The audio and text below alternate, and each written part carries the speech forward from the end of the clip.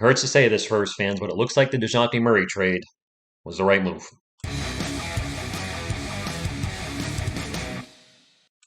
What is up, San Antonio Spurs fans? Welcome to TSR Sports. You might be thinking, TSR, are you nuts? Dejounte Murray, he was our franchise player. We were going to build around him.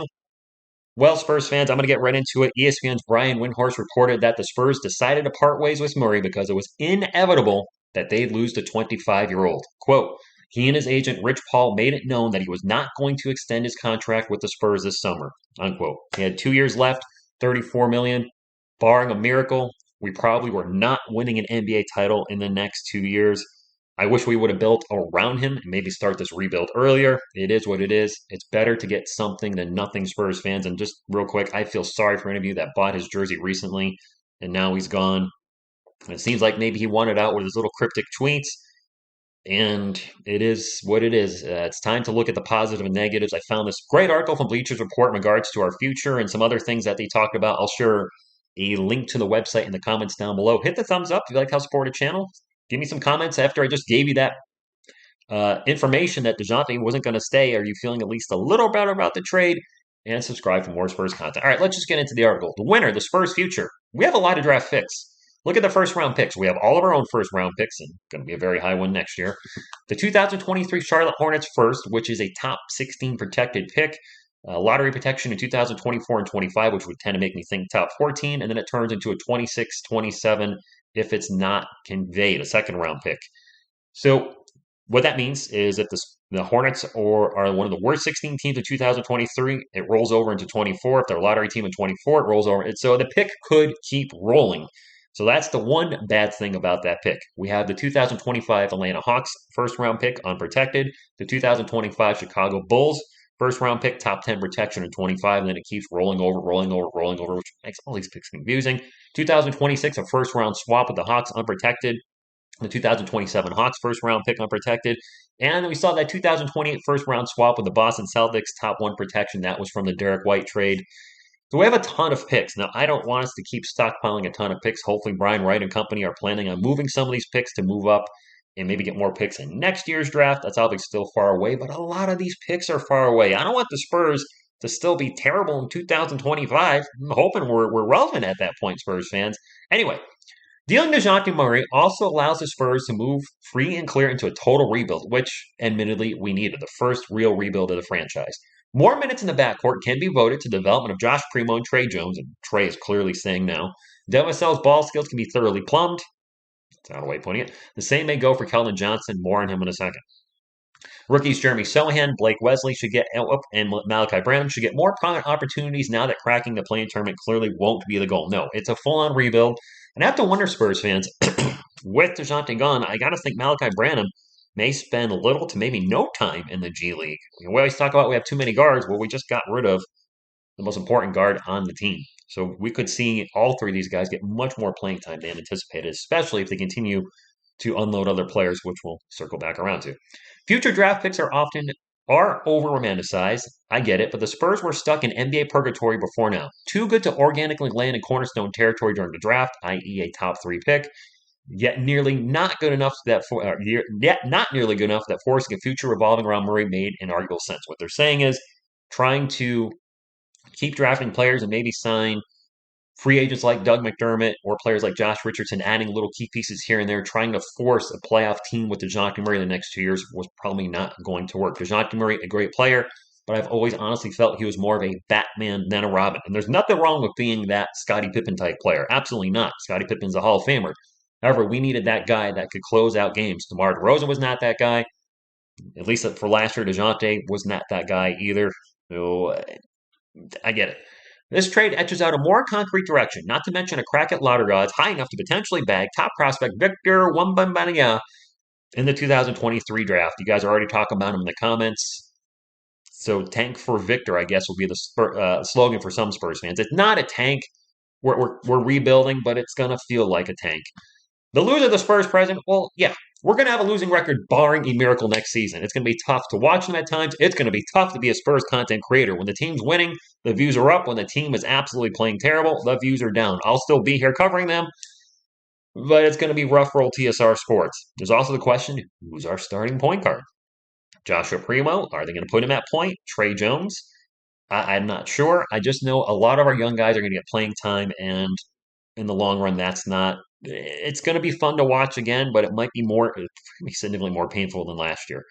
And then also another winner, and I really wanted to touch base on this because I've already kind of talked about this. Teams interested in trading for other Spurs players. That's right. If we're rebuilding, there's probably a lot of players that are now available for trade that maybe weren't a few months ago.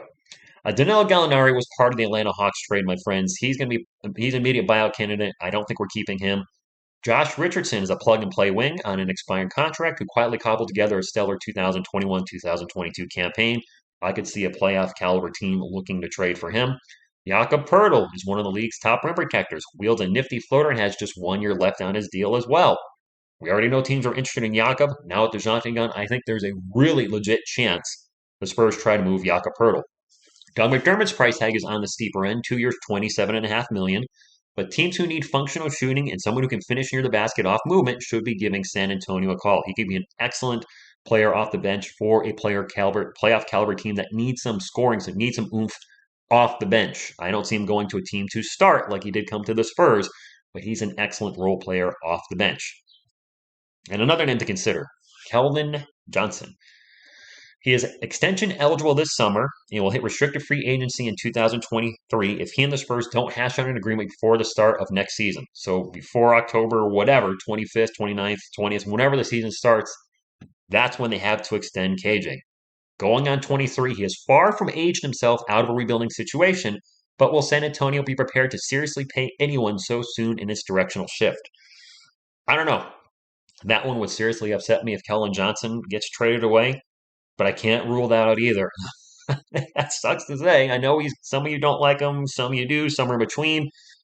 But man, if they ship Kellen out, then we are truly cleaning house, and he would be the last player out of everybody that I mentioned to go. I think Jakob Pertl has the highest trade value out of the first three: Josh Richardson, Doug McDermott. I could see Jay Rich being the second one, maybe, and then Doug being third. At some point, though, don't you need a veteran on your team? Or no, are we just going full on youth? Close the article with this part of the article. Wholesale change is afoot in San Antonio, and Johnson far from tops the list of the incumbent players the Spurs would deem untouchable. Although the Spurs do seem to like him. Pop does too. He was on the Olympic team.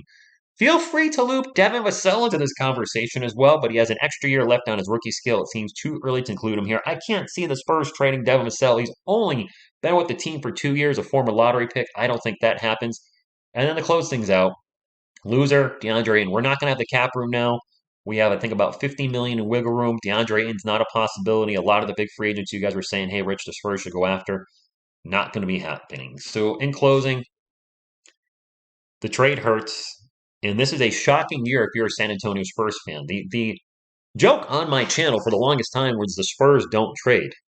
Just this year in 2022, the Spurs traded Derek White, who was expected to be our starting shooting guard for the foreseeable future as he was recently extended. And they traded Dejounte Murray, who we thought would be our point guard for the next decade. We thought that was our backcourt of the future. The double D connection. Dejounte Murray and Derek White. Dejounte and Derek, DD. Come on. Or Daredevil. And they're both gone. It's a confusing time to be a Spurs fan. Best way to put it, this is definitely something I'm not used to as a 32-year fan. Clearly the first rebuild probably most of us have experienced, or really, it's the first rebuild in the franchise. So this is uncharted territory for all of us. But the trading, the amount of trades Brian White and Pop in the front office have been doing recently is not Spursy. And it just makes me wonder, how many more videos am I going to do this summer talking about San Antonio Spurs trades? I really do think some of the guys I mentioned just a little while ago, Jay Rich, Jakob, Doug, maybe even Keldon, I think they're going to be gone. They might sign and trade Lonnie Walker. I think they did extend him an offer. I think I heard that or read that in the comments. I'm not 100% sure because there's been so much Spurs news. And when I search for Spurs news, all that comes up is Dejounte Murray for obvious reasons. But, stick with him. If you're a Spurs fan, this move hurts, and I get the emotional reaction immediately. When I heard that he might be traded a few days ago, I made a rage video for 3 minutes, and unfortunately turned out to be correct.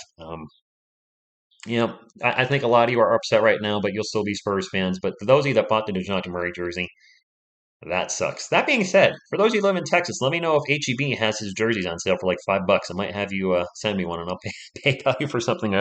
My PO box is in the on the channel. It's in the channel here and there somewhere in the about section, or it might even be in the description. I don't know, but seriously, I mean, I know he's not on the Spurs anymore, but still have a DJ jersey for on the cheap. Why not? I don't know. So that's all I got. I'll be doing a lot of videos, my friends, over the next few days. There's a lot of Spurs stuff to talk about, and I have a feeling this is not the last big move. Thank you for tuning in, and as always, go Spurs, go!